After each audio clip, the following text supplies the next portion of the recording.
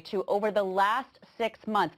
These were never penny stocks. Devon Energy up 100%, Apache up 90%. You have Marathon Oil up 73%, and ConocoPhillips, one of the largest companies in the world, up 61%. These are just incredible gains that investors have wanted in on after the huge oil dip back in May of 2020. And oil itself has, of course, recovered from those levels, in part because of hedge funds. The long bets on the part of hedge funds have mainly been higher out of that 2020 low, a little bit choppy, but the most recent dip for oil has been bought, so hedge funds doing their part to help oil go higher.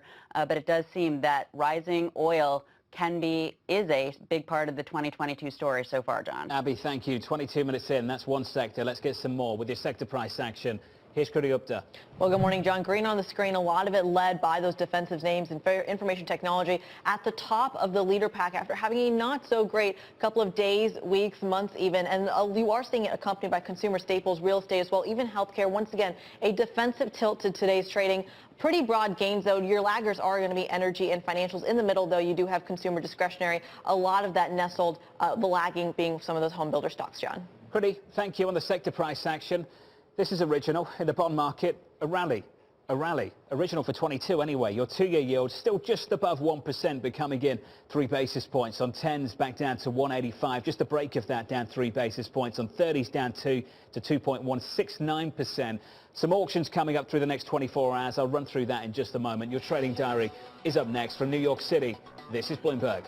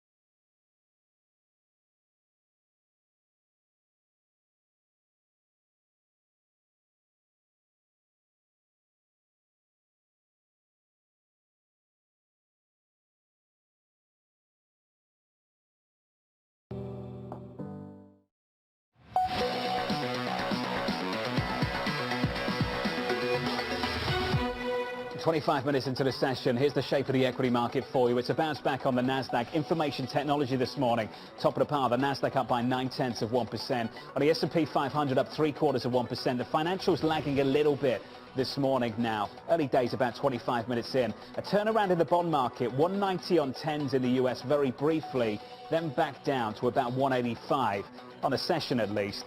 In Germany, very briefly, a positive real yield by a basis point or so. Sub-zero again, just no doubt that Guy Johnson and Alex Steele will pick up on this. The bar for Fed hikes now, we're talking about 4, maybe more. A 50 basis point hike in March. You know how far this conversation's already going. For the ECB, we just need to talk about 1. to inspire something in this FX market. Euro dollar 113.45. That's the price action. Let's get you the trading diary quickly. The US Treasury auctioning 20 billion in 20-year notes at 1 p.m. Eastern. President Biden speaking from the White House, marking his first year in office at 4 p.m. Existing home sales and another round of jobless claims coming up on Thursday, and some sales of some tips as well. And then finally, Netflix reporting results. From New York City, this was the countdown to the open. This is Bloomberg.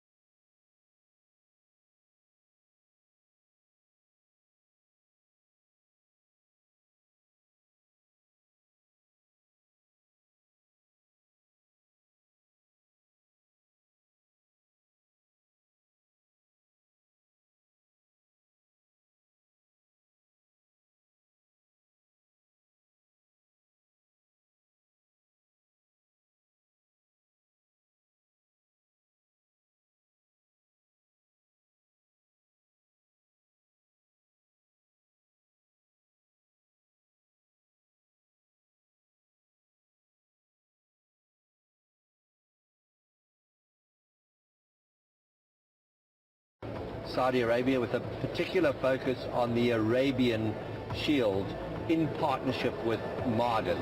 And so after tomorrow I'm on the way to the mine, so not only how to be at the conference, but more importantly to go and work with our team out at the mine who've really done a great job managing the COVID crisis over the last 2 years.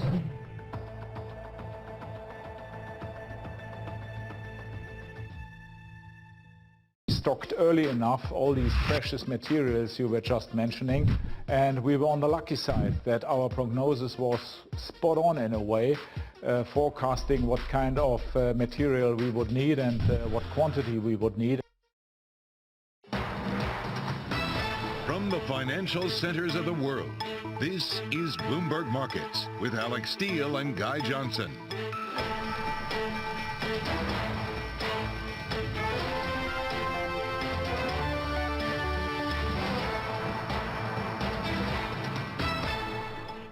It's 30 minutes into the U.S. trading day on Wednesday, January 19th. Here are the top market stories we are following for you at this hour.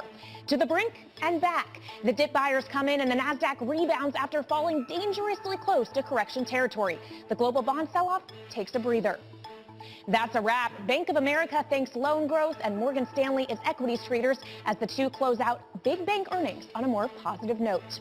And credit check.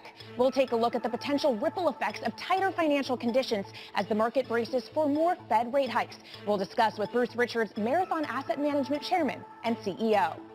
From New York, I'm Kaylee Lyons with my co-host in London, Guy Johnson. Alex Steele is off today. Welcome to Bloomberg Markets. Guy, it's looking a lot better today than it did yesterday. The question is, does it stick? Well, that's the big question that everybody's asking themselves. After yesterday, it is unsurprising, I think, that you do see something of a stabilization, particularly in equity markets. As you say, Kaylee, we are seeing the bond market taking a breather, but there's a long way to go in this journey. Cameron Kreis on the Bloomberg writing a really interesting piece over the last few minutes, which he's just published, talking about the fact that at some point you've got to get your nose out of the spreadsheets and take a look at the price action. It looks like one of those times. He basically has a list of charts that you want to pay attention to. You've got the Russell in there, you've got a inverted head and shoulders when it comes to treasuries, you've got what is happening with the S&P, you've got the real yield. There are a whole bunch of charts that are worth paying attention to. The one that I think that we may focus on over the next few minutes is what is happening with the S&P, which is in and around its 100-day moving average, and that has been a great signal of late for dip buyers to come in. The question is this time different? But the question of the day is a fairly straightforward one. Is it time to buy the dip? Joining us now to discuss this, Eddie van der Volts of Bloomberg Markets Live, Abigail Doolittle joining us on set as well. Eddie, let me start with you. You wrote a piece that caught my eye first thing this morning. Cam's kind of followed that up with a whole load of other charts as well. This 100-day moving average has been a great signal. Is it going to work this time, or is this time going to be different? Look, if Cam tells you today is the day to take your nose out of the spreadsheets, then you know it's a big day in markets. And really, I think it's been building up towards this, right? Because there's been, as you say, the year's just started off on this slightly tentative, slightly confused note with stocks pulling back, bond yields pushing higher. But every time over the past, really since the end of 2020, every time either we saw the 100-day moving average, or we saw stocks pull back about 3 to 5%. That's where the dip buyers came in. But here's the thing. If you don't see the dip buyers step in on these levels, if you see the 100-day fail, and you see, the pullback going maybe to 6%, which we haven't seen for more than a year now, if we see those reliable indicators starting to fail for the levels at which the dip buyers come in, then I think it could turn really nasty. But it doesn't look like today is that day. It looks like today they're happy to come back on the bid again. All right, so Abigail, obviously it's the 100-day moving average we're paying attention to with the S&P. With the NASDAQ, it actually breached that 200-day yesterday for the first time in, I think, 439 trading days. How significant was that move? It's interesting, Kaylee, that is a tremendous test of support, of course, but I think that when we talk about these technicals, and I say this as somebody who loves the charts, we want to consider this all from a macro perspective. And what we have going on here is a real repricing of risk.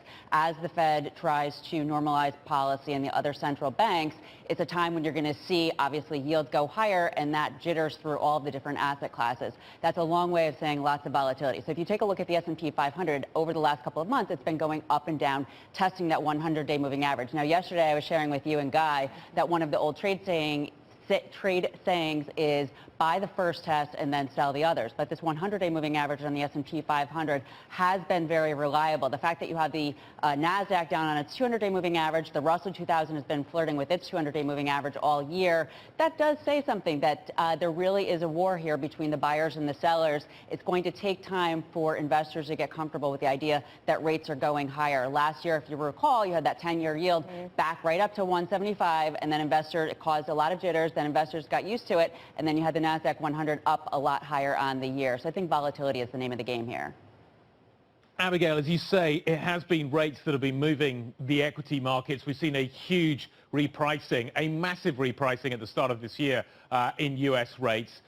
Any indications from the chart whether that move is over, how much more there is still to come? Because equity markets are going to take their cue from that. They certainly are, Guy. And a very quick look at the 10-year yield, to my eye, would suggest that we're going to see 225 pretty quickly. Similar to last year, you had that 10-year yield. Once it went through 1%, it just took off for 175. These moves go further and longer than you could possibly think. So I would not be surprised to see the 10-year yield, that benchmark yield, go again above 2% really very quickly. That could cause the jitters that we're seeing. Think of this as a car. In terms of normalization of policy for the Feds, it's almost like a car stuck in a ditch. It's not going to be straight up. It's back and forth. Now, the yields, they could go straight up, but they're going to cause that back and forth for stocks. So I think, again, volatility as this repricing happens could be here for much longer than would seem possible, perhaps. Well, Eddie, talking about how long volatility may stay around, it now seems like it's the March meeting and traders now pricing in more than a 25 basis point hike. Is that realistic in your view, and how would the market have to play catch up to that? You know, I think the market really has come out and really got behind the Fed narrative of a really hawkish year with several rate hikes. I think, you know, even maybe 4 this year from the Fed looking possible if you're looking at pricing. The real question for me, though, is if we do see a significant sell-off in stocks, and we see, you know, nothing. Abigail's right. You know, the charts are only important as long as they support the fundamentals. But again, nothing changes the narrative like the price. And if we see a big drawdown, whether the Fed will say, okay, hang on a second, maybe that hurts sentiment too much, and we pull back a little bit on our, you know, on our expectations of a hike. I think really the Fed has given itself a lot of room to be dovish this year, right? And I think throughout the year, perhaps they scale it back just a little bit if inflation allows them to do so.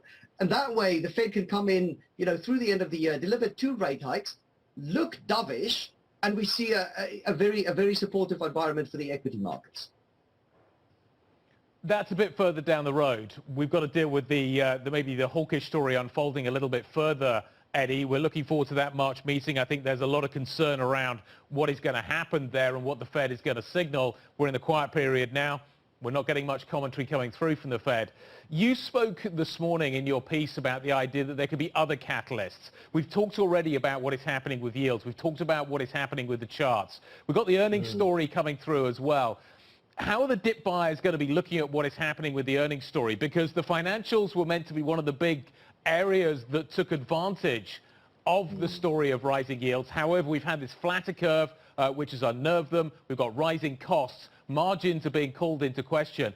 Eddie, if we're looking for other catalysts, if we're trying to think about what is going to encourage or discourage investors in the equity markets, the dip buyers, whether they come in or not, how important are earnings going to be? Earnings are really important, but earnings are a little bit backward looking. And don't forget, we had Omicron and, you know, this wave of infections that around the world and affected supply chains again and so on. So it's a little bit backward looking for me. For me, what I think the traders are going to care about are the anecdotal stuff, right? The commentary that comes alongside the earnings. What the CEOs, what the executives tell us they're expecting for the quarter going forward. Of course, that is always important, but the same for PMI and the beige book. Those are the 3 things that I'm really looking forward to tell me where we're going from here, because I think the backward-looking stuff, I think Christmas was a little bit cloudy this year. And Abigail, when we look beneath the surface, what about breadth? What does that signal to you? That's an interesting point for sure, Kaylee, because yesterday I was taking a look at a chart on the S&P 500, or maybe it was the NASDAQ 100, but in any case, 90% of the members, I believe, were off the 200-day. It was something that was essentially bearish. So the breadth is not great here. But, you know, to Eddie's point around earnings, I would say that something to think about is they may be backward looking, but it's very important relative to the rates, because if earnings come in strong, it suggests that the economy can digest rising rates, which would be seen as a very healthy signal. So if you take that in context with other positive data, it could help. And something else I would point out about the yield curve, which is sort of an interesting thing. So this could be a Goldilocks macro rotation, because to Eddie's point, the Fed has a lot of room here. People like to, you know, harbor on them. But I would make the point that they really don't make mistakes. The Fed puts something out there, the market meets them, they meet the market, they can back off if they need to, if there's real wobbles. But the yield curve, as it comes in, while it does cause the repricing of risk, until it actually inverts, that tends to support stocks. It creates this volatility, but if you look back in time, as the yield curve comes in, that could support stocks. So again, it may be a volatile period, but overall, it could be constructive for stocks until maybe it's not, if we do sometime at some point see that inversion. Super interesting. Well, we are seeing a steeper yield curve today. Thank you so much to Bloomberg's Abigail Doolittle, as well as Eddie Vanderwalt. And coming up, our next guest continues to project 2022 will be a positive year on the back of a strong consumer. Sylvia Jablonski, Defiant CIO and co-founder, joins us next. This is Bloomberg.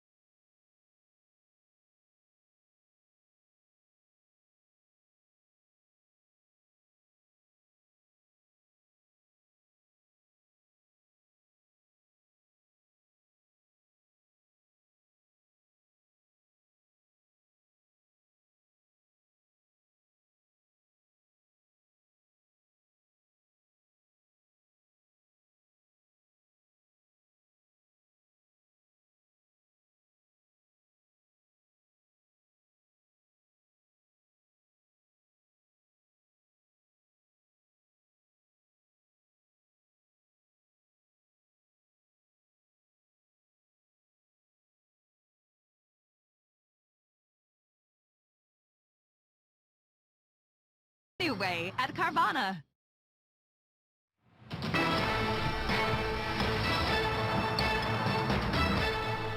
So we're 43 minutes into the US session. Stocks beginning to climb back a little bit today.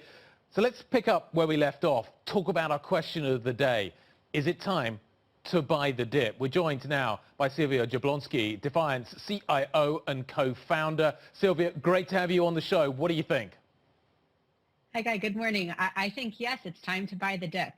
I'm a very persistent, perpetual dip buyer. And I think that, you know, these opportunities, it's sort of hard to say that they're hard to come by because they have, you know, popped up multiple times in the last 2 or 3 years. But each of those times showed us that when retail traders and institutions come back into the market on these, you know, 2 to 6% pullbacks, sort of depending on where you look, the market begins to kind of go back to status quo and revert to the mean. So I think the story is there. You know, we're in a growing economy. These companies are sort of flush with cash. I'm not too worried about the 10-year where it is. I think that the market is sort of overreacting to the potential for rate hikes and the 10-year. And, you know, you have a lot of quality, strong, cash-laden companies out there to invest in. Well, Sylwia, I could see how it could be easy to be a dip buyer over the last, you know, year and change because there's been abundant liquidity. Financial conditions have been really quite easy. But now we're starting to talk about the prospect of liquidity getting drained out of the market rather than put in. Tighter policy from the Federal Reserve. Is it going to get a lot harder to do those dip buyings, to get into this market when it's lower? Yeah, and that's a great point, Kaylee. And I think, you know, what we have to sort of reckon with is that the growth stories and the returns on equities won't be perhaps as high as they were in the past couple of years because of that liquidity. So, you know, if you take a company like Alphabet, for example, that has, you know, a 60% year over year revenue growth, maybe that number gets cut down in the 10 to 20% range. But, you know, you're still looking at healthy growth in that particular example. So I think that in the short term, you know, in the next year or so, there's still enough liquidity left in the market. You know, the Fed is going to taper, but they still have a sizable balance sheet. You know, rate hikes. I agree with sort of the last conversation that you had where the market is just pricing in such a hawkish Fed that the Fed now has the liberty to be a little bit dovish if inflation plays along, and that could surprise the market to the upside. So again, it just goes back to, you know, corporations and individuals have so much cash, and that remains the case regardless of what we see in the next year or so. And that cash will go to CapEx, it'll go to buybacks, and it'll go into investing because, you know, the truth is even if you get a mid-single digit growth, that's more than you're getting in fixed income. So I do think that the market will fare well this year. Sylwia, do you buy every dip? We are getting a lot of talk at the moment on this program about significant volatility this year. You could see a 10% correction. Do I need to pick my moment when I buy the dip, or do I just buy every dip? You know, I think you can definitely have an argument that we're expecting, you know, a higher pullback based on what will happen in March, and perhaps there'll be this immediate reaction in equities. But I think it's impossible to time the market. But when you see NASDAQ, you know, testing 200-day moving averages, S&P 500 100-day, and, you know, you see these sort of significant pullbacks in a short amount of time where not a whole lot has changed. I agree we're talking about changes to come, but they're not as drastic as the market is reacting to, you know, for them to be. So I do think that when you look at it, a time like this over the last couple of days, these are dips worth buying, particularly with the secular outlook for certain sectors. Sylwia, obviously we're talking very broad headline level dip buying here, but let's get granular. What specifically do you like right now that you would be eager to add positions to? Yeah, so that's the great question, right? Because we see sort of everything pulling back, but what has a future? Well, I think, you know, you're going to have a lot of volatility in the highest growth names. However, if you sort of drill down into the biggest secular themes and the largest opportunities for the future, I view those things to be 5G, Web 3.0, the metaverse, and in general, blockchain technology, cryptocurrencies, things like that. So I would be looking to get into things like semiconductors, NVIDIA and AMD, for example, that have just been pulled back. I'd be looking at ETFs that represent these various themes. I'd be looking to Apple, Alphabet, Microsoft, Amazon, the companies that are going to be part of the metaverse and Web 3.0, you know, cybersecurity, cloud computing. Those are names that are very much on sale. And then, you know, on the other recovery side, look at the cruise ships, look at the airlines, look at the hotels. They are, you know, kind of at the bottom. In terms of what the flip of that is, what's the other side of the coin? What do you want to be avoiding right now?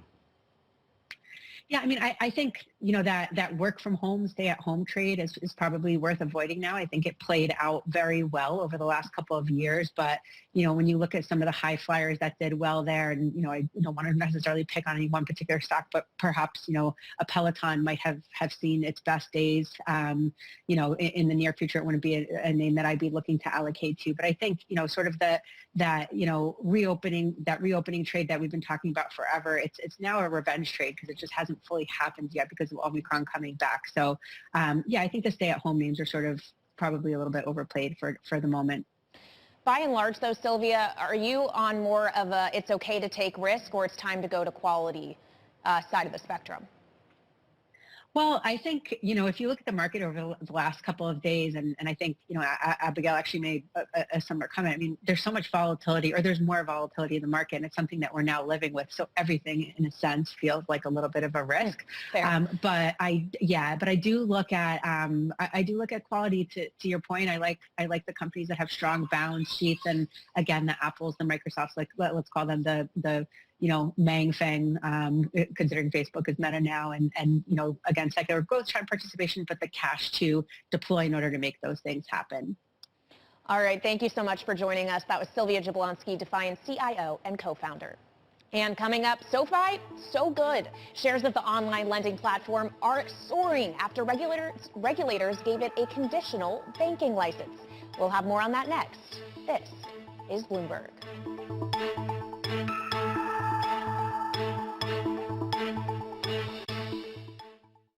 Earnings season is here. I'm looking at ratios that are jaw-dropping. Bloomberg is fastest with the numbers and analysis. I'm going right to return on tangible equity. They missed on FIC trading. They're too hot. Bloomberg, the fastest numbers and analysis you trust.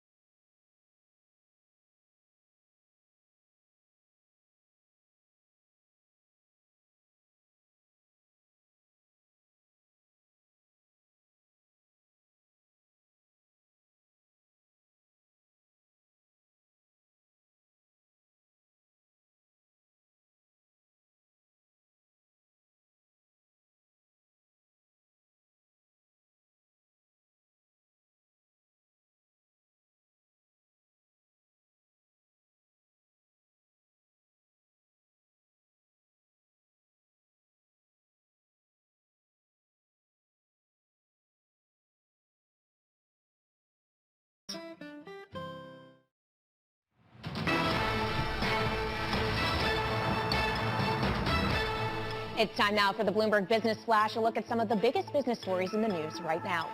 Once again, JP Morgan is raising the pay for its junior bankers.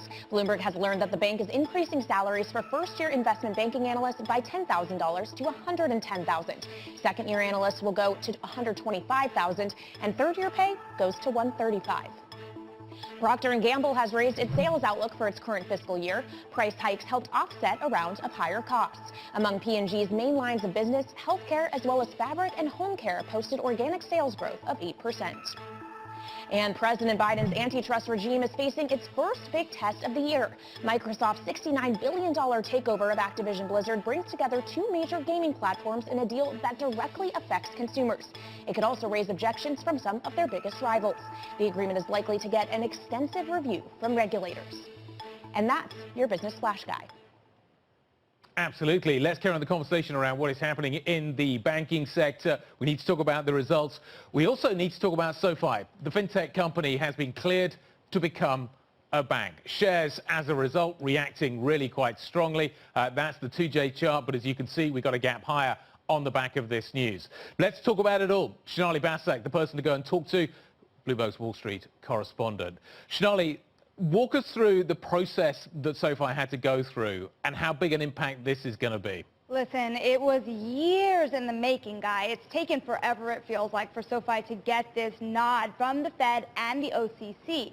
Remember, they were the first real neobank to go public. They did so via a SPAC, very non-traditional. And in that interim time, you saw SoFi really grow in non-traditional products and loans and investing and really expand its footprint despite not having that banking charter. So what happens now? They have about 1 million or so, more than 1 million customers in SoFi Money. Those will eventually convert into checking accounts. So they start off the back with a significant base here, and they will also have the ability to charge them more competitive rates or provide more competitive rates for those checking accounts. Yeah. All of that comes at a time as rates rise. Well, let's talk about competition, though. I mean, who is this likely to directly encroach on? I'm thinking Marcus at Goldman Sachs. Yeah, well, that's the most interesting to me because they are planning on launching that checking account this year. Why does checking matter so much? It's the primary point of entry for so many consumers. Once you have checking, you're likely to do all the other things, cards, invest, loans, whatnot. So Goldman has been really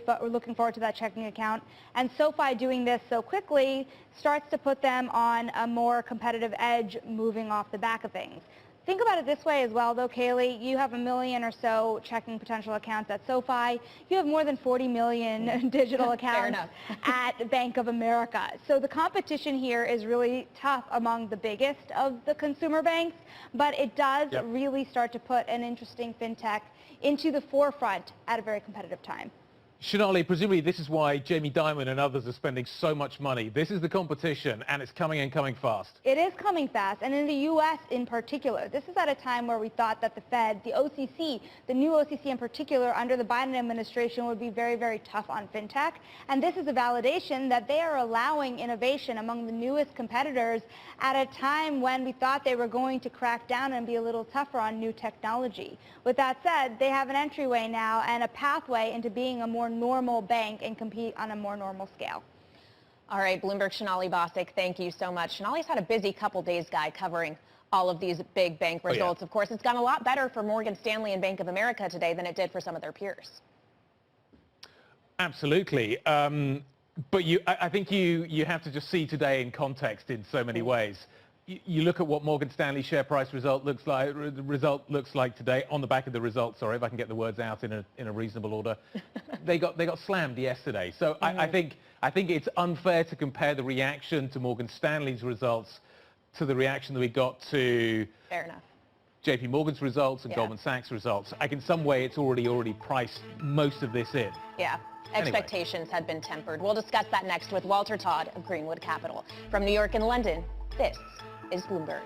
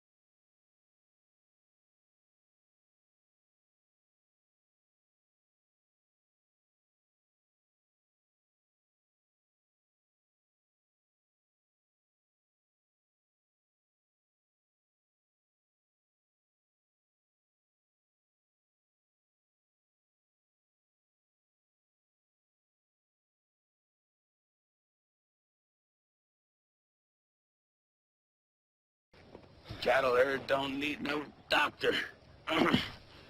This is dead serious. Let's drive this herd. Sometimes you just need some help. So if you need therapy, find a licensed therapist at BetterHelp.com. Let's be real. Sales is a numbers game. PeopleSmart.com can turn your list of prospects into accurate emails and direct dials, helping you hit that number faster and easier. Prospect smarter with PeopleSmart.com. Why pay over $100 a month for cable when it's half the cost for Fubo TV? Get the channels you want with the entertainment you love for the price that cable can't beat. Try free at FuboTV.com.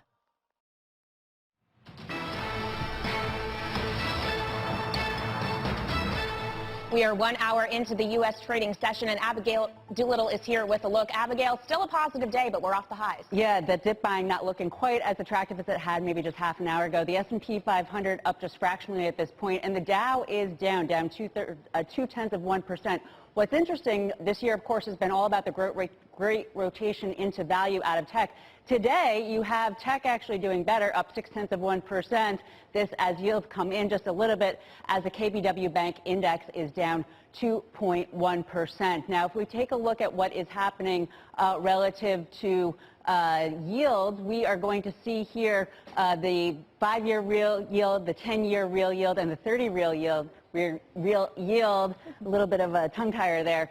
We are going down, down, down, but more recently higher. It's pretty amazing. You actually have, I believe it is going to be the 30-year real yield almost positive. That, of course, is that inflation pressure. That's been the story of this year. That's why we have tech under pressure this year, but not quite as much today. In fact, let's take a look at what is happening relative to the Bloomberg Commodity Index, because this is a very interesting divergence relative to the sell-off that we have seen in stocks this year. All year, we've had oil trending higher, so that commodity index right now up about 1%. Crude oil, 1.5% now, up for a 5th week in a row at its highest level since 2014. Technically looking like it will go back above $90 a barrel. Copper joining in, Dr. Copper. These are positive reads on the economy, perhaps suggesting that traders and investors think the global economy is strong enough to absorb, to digest these rising rates. And then platinum really on fire, up 4.5%. And then finally, the banks overall may be down because yields are down on the day. Here we have that 5-year yield in 5 basis points, the 2-year, 10-year yield down 3 basis points. However, very strong earnings reports out of Bank of America and Morgan Stanley. Now, in the pre-market, both of these stocks have been up well more than 4%. Bank of America, of course, their loan growth very impressive. Morgan Stanley talking about $10 trillion worth of client assets. That, of course, is annuity-like revenue, raising the profit view. Stocks still higher, but off of the highs. It seems as though the volatility we were talking about earlier, Guy, it's in play on an intraday basis today. Yeah, Morgan Stanley still on a 3-day basis down by 7%. So I think you need a little bit of context as to what happened yesterday, the beginning of the week, just to kind of put what we're seeing today from Morgan Stanley, Bank of America into a little bit of context. But yeah, we are seeing, or we saw a bounce earlier on. That bounce, as Abigail says, definitely fading. Abigail, thank you very much indeed. Let's dig deeper into what we've learned from the bank reporting season. Joining us now, Walter Todd, Greenwood Capital Chief Investment Officer. He owns JPM, he owns Bank of America, he owns Morgan Stanley. Walter, welcome to the show. Thanks for your time today. We really appreciate it. Look, we've wrapped up the big bank reporting season. What did we learn? Yeah, so I think we've learned a couple of things. One is there are significant cost pressures at the bigger banks. We heard that first from J.P. Morgan. We heard it again from Goldman Sachs. I think Bank of America and Morgan Stanley benefited from not reporting first, so the reset expectations, they had flat to slightly up expenses, so that helped them relative to those prior reports. I think we've also learned that the traditional banking business in the regionals has actually done better. I think what you've seen from a weakness standpoint is the trading revenues in some of these bigger institutions that rely on that, and you've seen from Truist and other regional and super regional banks, is kind of the traditional banking business. We saw this from Bank of America today also, of just lending money and making money on that is doing pretty well. Well, Walter, as you rightly point out, Bank of America is starting to see some loan growth coming back in a way that the other banks aren't. How confident are you about that return to loan growth as we move forward through the year? Yeah, so if we look at some of the credit statistics, people are, and companies are starting to borrow money. I mean, companies have been borrowing money for a while, but you've seen the consumer lending starting to come back.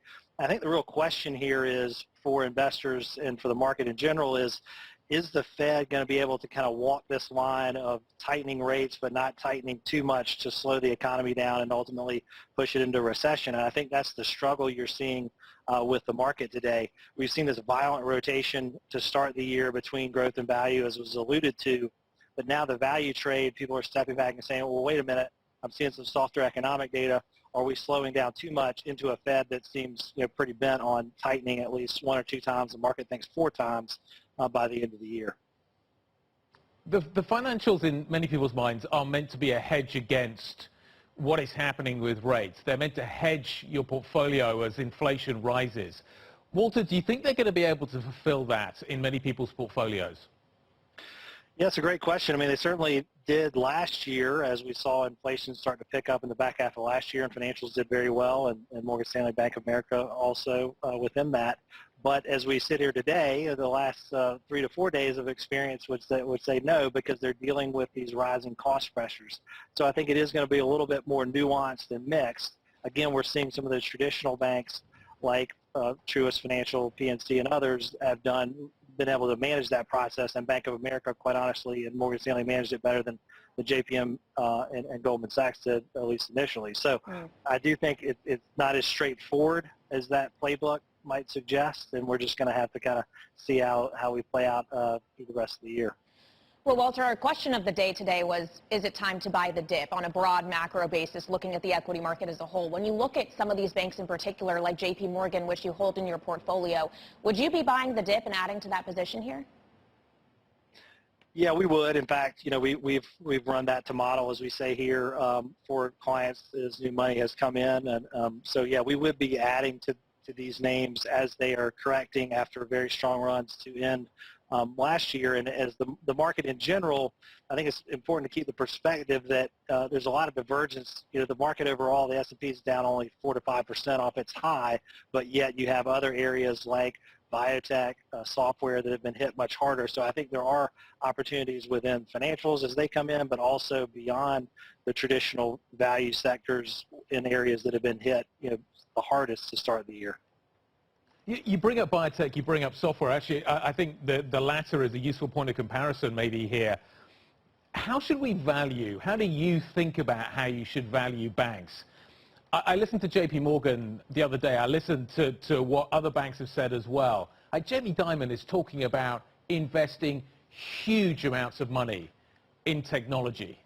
How should I think about valuing these businesses given that appetite that exists to almost turn these institutions from being financial institutions to being quasi-tech companies?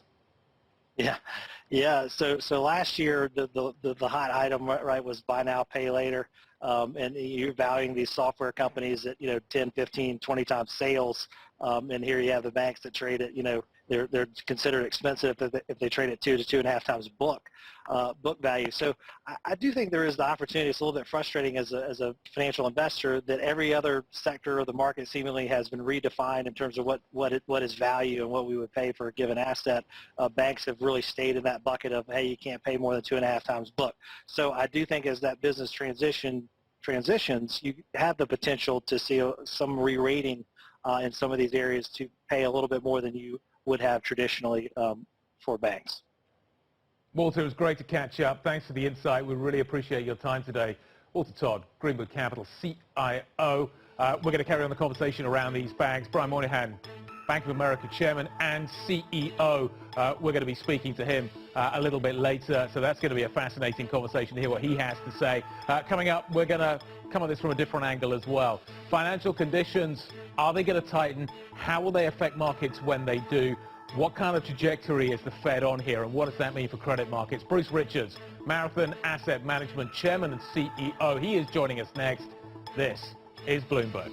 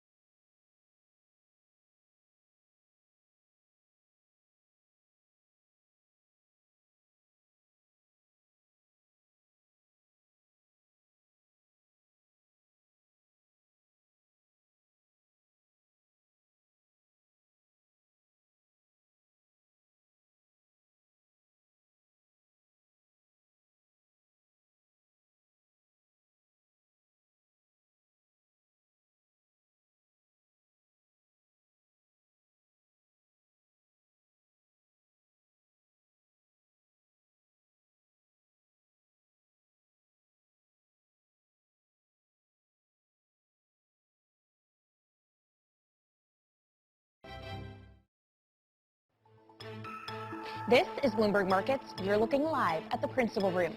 Coming up in the next hour, IATA Director General Willie Walsh. That's at 8:30 a.m. in New York, 4:30 p.m. in London. This is Bloomberg.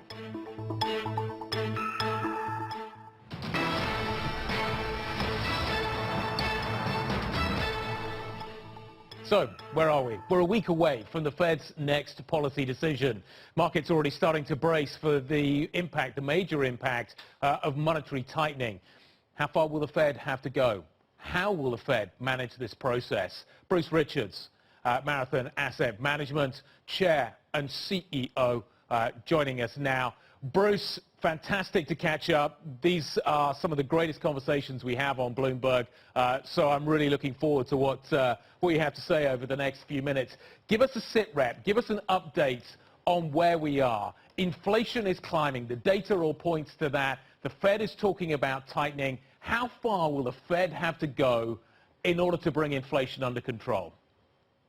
Well, that's the big question, and how tight financial conditions get in 2022 will determine how the markets perform and eventually how the economy then responds in terms of growth. But the Fed is way behind the curve, as we all know, and there's no easy choice because the die has been set. And, you know, it's pretty well known right now that the Fed today, remarkably, is still behind the curve. It's still easy. Zero rates right now today. Still buying for their balance sheet through QE right now today. Inflation's running at 7%, and America's paying the price literally in higher costs. So, you know, the Fed is crossing at this point where they're crossing the Rubicon, and you know, we remember, you know, deja vu 2018. You know, equities fell from peak to trough 20% as the Fed raised rates and shrank their balance sheet. But that's when inflation wasn't running. Now inflation's running. They have much more to do. So to your question, the balance sheet that they shrunk back then in 18 was to the tune of $500 billion. Today, the balance sheet's 2x that. So in equivalent terms, that's $1 trillion that they'd have to reduce the balance sheet by on a per annum basis from having expanded balance sheet by $1.5 trillion a year. That's a big delta. That's a big swing. And so how far will equity markets fall when Fed funds rates move to 2%? I said 2%, and 2% is 8 rate hikes, not 3 or 4 like what's priced into the market. So I think we know that answer. I think the equity markets are incredibly vulnerable from here. Buy the dip, that was the earlier discussion in your show today. Yeah, it makes sense because the Fed's still easing right now. And I think the first 2 or 3 or 4 tightenings can be absorbed. But it's what happens after that, because what happens after that is really critical. And what I'm referring to is not just a move up in treasuries, but a tightening of credit conditions that may come. Well, let's talk about those tighter credit conditions. Right now, spreads are still very, very tight. Bruce, at what point do we see the read-through, not just in terms of equity markets and risk assets, but into credit and start to see some cracks appear? Well, it hasn't happened yet. The high-yield market, high grades holding in very well. I mean, duration, they're lower on the year because of duration, but not because of spreads. High yield, likewise, is 310 basis points off treasuries and hasn't budged all year long, neither leveraged loans. But there's a lot of excess in the marketplace. The excess is with some of the tech companies, particularly the high-flying, high-multiple tech companies, SPACs, venture capital, early-stage biotech.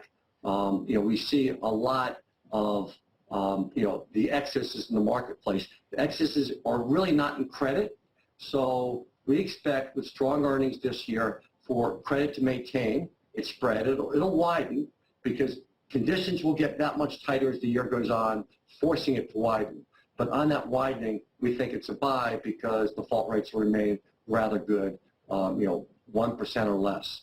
So I think, what it comes down to is just the printing. People talk about, is it the supply chain? Is there too much demand? Yes, it's both, but it really is the money that the Fed has printed. We've gone from $7 trillion in money supply, M2, to $21 trillion today, and since COVID, up $6 trillion. And the printing of money, this money for nothing policy, the great giveaway that's happened, has a price to pay. And there's a price to pay with the Fed with credibility, there's a price to pay with, inflation. And that's what we're paying now. And since just to back up Sorry, Bruce, finish your thought. No, it's unfortunate because consumers, are going to bear the brunt, from our senior citizens to working class America, is a big price to pay for food, for housing, for transportation at the pump, and it's due to these excessive policies of how we printed money.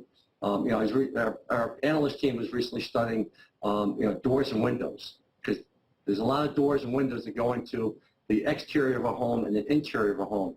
Anderson, Pella, that produce these, vinyl windows, these wooden doors, have taken prices up on average from $150 to $250. That's a 60% increase since COVID. They're making 2-3 times a year, 10% price increases. And so this is, and it's because material costs are up, shipping costs are up, labor costs are up, and it can pass through these costs. Bruce, just to back up a little bit, you're talking about potentially 8 hikes. Can the Fed thread the needle? Can the Fed deliver a soft landing? Or do you think we need to start, if we are talking about 8 hikes, a recession? A recession does come after the Fed raises rates 4 times. You'll see a recession on average, if you look historically at all the recessions that have happened since the Great Depression. You'll see a recession begin about 2 years later. So you're talking about mid-24 if presumably they raise rates, which they will in Q2, beginning March, let's say of this year. And so beginning March, because there's 8 Fed meetings a year, they have one in January, that leaves 7 Fed meetings left for the year. Will they raise rates all 7 meetings? We'll raise rates 3 or 4 times, take a pause. But they have to tighten financial conditions to bring inflation down, and that's what they need to do, because right now it's, all that excess savings that we had built up from all the distributions and folks being able to save have all now been vaporized by inflation. Consumers still have savings, but the excess savings that have been built up, has declined. So you look at retail sales, which recently softened. Was it due to Omicron? Well, that's what, the press would have you think. But I think it was really due to inflation. People are spending more at the pump, more in housing, more to heat their homes. They have less discretionary money now to spend on retail sales. That's why retail sales were soft at Christmas. Bruce, in this kind of environment that you're describing, is it one in which there's going to be more opportunities in distress? I think credit is going to be really strong, because earnings will be up 8 or 10%. And this calendar year. And with that, companies are in good shape. Most of the companies that we track are in good shape. Some can't pass through, the higher costs, but almost all these companies that we're tracking are passing through higher costs. So I think it's not a corporate default rate event that happens now. Save that one for the recession, not for financial conditions. Financial conditions tightening, first round is Treasury rates move up as the Fed buys less for its balance sheet, and as they raise rates. The second part of that, as financial conditions tighten, will be wider credit spreads. Those wider credit spreads can be absorbed by the companies because companies are, for the most part, still highly profitable. But it's when the recession hits, when the economy actually turns down. So right now, the economy last year grew at 6%. This year expected to grow at 4%, and might start that way, but we think ends the year growing about 1.5 to 2%. So we're going to see a deceleration of growth due to tighter financial conditions and this higher inflationary rate that stymies the consumer's ability to spend. That's what's going to happen in the next year and how it plays out. Bruce, there's an expectation over here in Europe that the ECB is going to sit this one out. Significant pushback every time the idea of a rate hike this year is mentioned. What do you think? Did the ECB have the ability to sit this one out? Or do you think it's going to be dragged in as inflation ripples across the world? Yeah, interesting that 10-year bonds just went from negative to positive, just right around zero, but just touched positive for the first time, I think since 19 in 3 years. So that's remarkable to see. What's also really interesting to see is their futures contracts in Europe for the ECB are starting, to tick up a little bit and so they're already pricing in one tightening for this year, one tightening for next year. So I think inflation will impact Europe to a lesser degree because they didn't print as much money. and it didn't run up their balance sheet nearly as much as the U.S. Fed did. So that's number one. Number two, they see less wage inflation. But they'll start to see some wage inflation, and I believe they'll have to tighten once or twice just on the margin. But they didn't have the growth that we had here in the U.S. or the excess of monetary policy that we had. So their reaction then will be less. Bruce, we're talking in Europe and in the U.S. about the prospects of tighter policy. In China, the direction's going the other way. They are easing. How does that affect your world? Well, not so much. I think a lot of the supply chain will begin to move from China to logistical points that are much closer to the distribution of products and goods. And so we'll start, a lot of our companies that we're speaking to are already moving their supply chain from China to the U.S. and Latin America. That's a longer-term move, but it's starting to happen. You know, China's easing is really about the housing market. The U.S. housing market is about 3.5% of our GDP. In China, housing has been, home construction has been 18% of its GDP. So they can't see their housing market decline, and their housing markets decline rather substantially.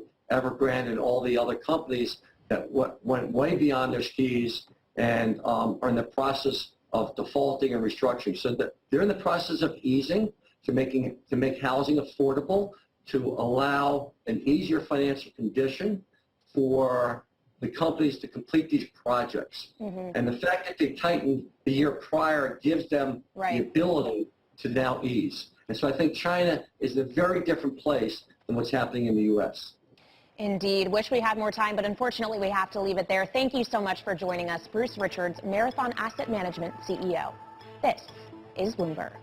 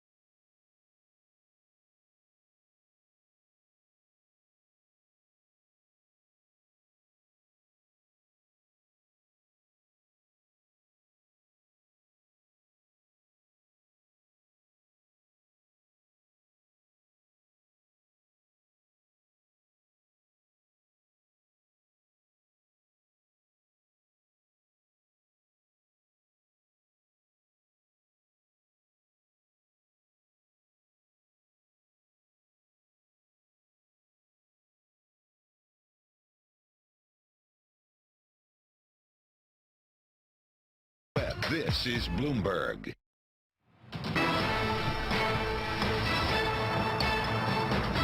I spoke to Secretary of Commerce Raimondo just So you're looking at a live shot of the Bloomberg Year Ahead event. Currently, Bloomberg's editor-in-chief, John Micklethwait, is speaking to Intel's CEO, Pat Gelsinger. You can find this on your Bloomberg terminal. Fantastic event. Live Go, the function you want to be using there. What have we got coming up for you? We're going to talk more about what is happening in the European market. Stock 600 up by 0.2%, but fading. You've got a German 10-year that briefly earlier on in the session went positive. We were flat. We are just below that line right now, less than half of a basis point away. So that move continues. We'll continue to watch what's happening there. UK inflation absolutely surging. The Bank of England's governor giving testimony down in Whitehall right now. We'll continue to monitor that. Liz Martins, HSBC senior UK economist, joining us next. This is Bloomberg.